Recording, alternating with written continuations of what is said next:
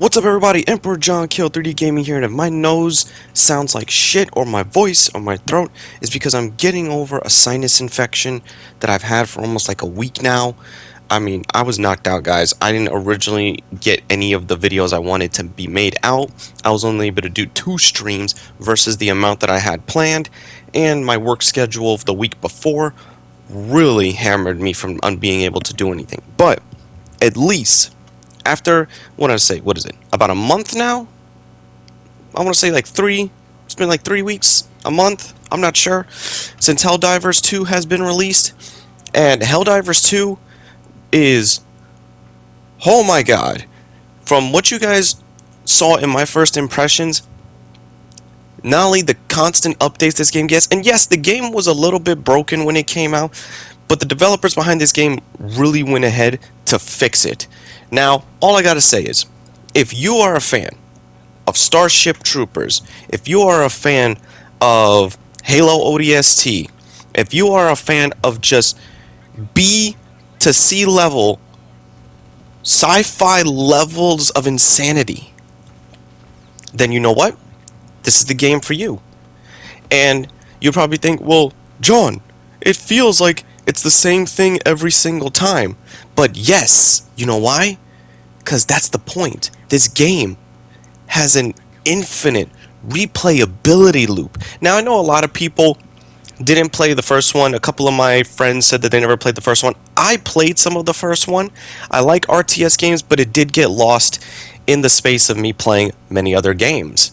But this one, I jumped in feeling fresh, feeling new, and holy crap, the difference between an RTS game and going to a third-person cooperative shooter is just leaps and bounds of improvement. You know, it's like you took an RTS game and you turned it into a multiplayer game, which you're probably saying, well, people have done that before, but yes, but there's a difference between doing it for the right reason and doing it just to go with the trend of cash grabs. Now, this doesn't go with the trend of cash grabs. This goes with the trend of, okay, these developers actually knew their audience and they wanted to incorporate more people. Now, I want to get the elephant out the room. Yes, this game has microtransactions, but they can be completely ignored. Yes, they have armors that people would want, but you can also get those from the war bonds that you go through in a tier-based page leveling system where you earn medals depending on the difficulty you play in the game, and earning weapons. See, the good thing is the weapons and other gear and other cool stuff is not tied behind real-world cash. They are tied behind the in-game resources, which you can obtain very easily. Very, very easily. In fact, I have practically every stratagram unlocked. I have a good amount of armor and guns to keep me playing, and it just doesn't get boring. Now, there's one feature in this game which I didn't know, I took a guess until I've seen other people talking about it, was, I guess this has procedurally generated planets that have different biomes, different fields, different environmental hazards that can not only affect the enemy, but they can affect you as well. And that is something that keeps you on edge constantly. And the one thing about this game that I've also noticed, it has a really great community. Why? If you choose to play by yourself and you just jump into a game or jump into an SOS call from another player, you don't get kicked. In fact, other players welcome you to come join the fight. This is one of those games that people can actually work together and not feel like, hey, you're taking my kills. Hey, why'd you join my game? Hey, get out of my game. I'm waiting for my friends. No, everybody is welcomed into another player's game. And I enjoy that a lot. You don't find many games where, all right, let me just wait for my friends so we can all do this correctly. Let me get my group together. You know, the whole 9 years of what modern game is Call of Duty. You can't play that by yourself and have a good time anymore. But with this game right here, Helldivers 2 is one of the best cooperative games I have ever played. The only game that comes close or not comes close. The only other games that are basically on par with this, or that Helldivers stands next to, is the original Left 4 Dead games, the original Gears of War trilogy. Let's see what else we got here in the top of my head that you can play cooperatively. There's not that many that you can enjoy cooperatively without issues. There's so few of those, and this goes along with that right there.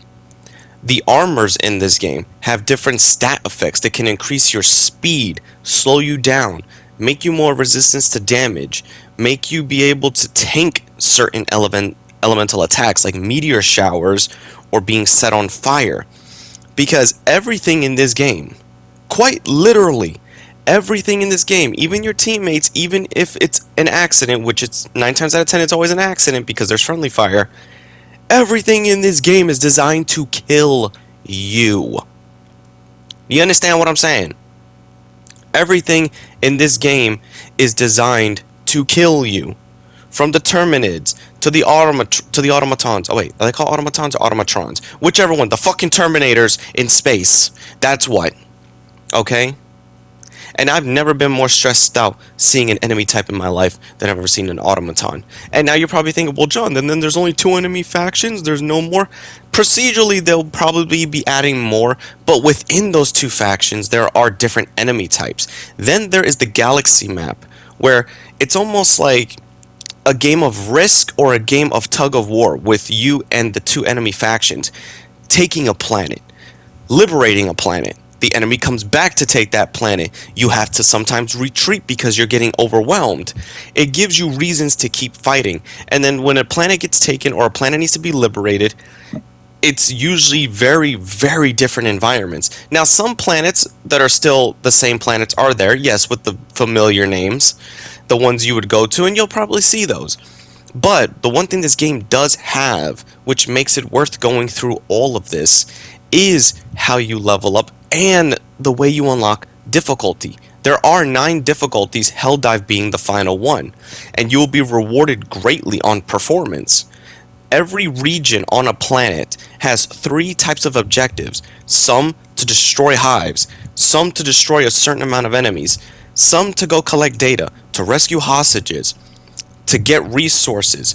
Everything has a purpose for you to do, and your choice in the team that you are in or with your friends, it is a choice to do every objective, the main objective, or just to do the main objective and collect certain resources, which certain resources also go to leveling up your ship to be able to decrease the amount of time it takes for a stratagram to load out. And speaking of which, that is another thing I actually want to touch on real quick.